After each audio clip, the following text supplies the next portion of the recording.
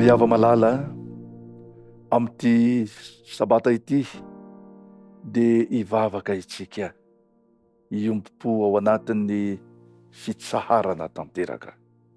Nandritran'izay enemana izay dia nirotoroton'ny fiainana itsika koa andeha hiombom-bavaka. Hiaraka hivavaka isika.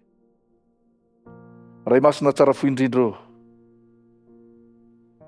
misaotra anao zahay ny amin'ny sosesehena sy ny zavatra maro samihafa nolalovanay teo amin'ny fiainana.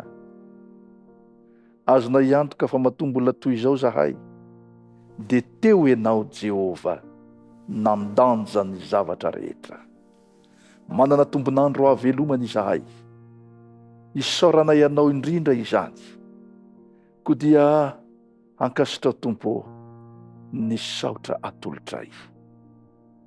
Misaotra anao nandritry ny herinandro manontolo, nazahoanay niatrika ny fiainanay tsirairay avy, nazahoanay namita sy nanatanteraka reo adidy aman'andraikitra. Ko ankehitriny zahay dia ampidirinao ao anatin'ny sabatanao fitsarana tanteraka. Rehefa nirotoroto niatrika ireo asa mandrara, reraka sy trovana, de omenao fitsarana izay Tompo malala.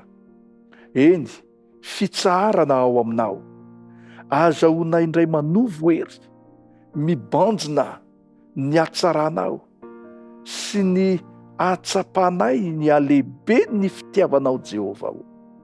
Ko ankehitriny ara, mivavaka izahay ho an'ny olona rehetra mba hatsapa fiadanam-poany ao anatin'izao fitsarana masina izao. De ilay fitsarana no tendrenao Jehova de ny sabata masinao izany.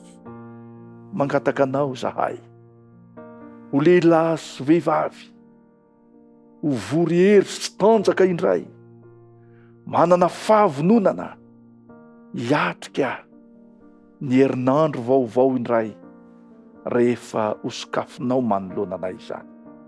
Koa ity sabata fitsarana ity anie, de ho lavitra anay tokoa ny fitebitebena, ho lavitra anay ny firoroavan'ny saina, fa hanapitsarana eo anatrehanao zahay, ho ravoravo eo anatrehanao zahay. Eny, ny lanitra manontolo dia iray fo, iray fiderana, iray fisaorana eo anatrehanao miaraka amin'izao vahoaka marobe izao. Ho sabata fitahinane ity sabata anio ity, ka ho fitsarana mahafinaritra miaraka aminao, ho lavitry ny loza sy ny atambo rehetra. Amin'ny anaratsoanao Kristy no anonanay izany vavaka izany. Misaotra raha io. Amen.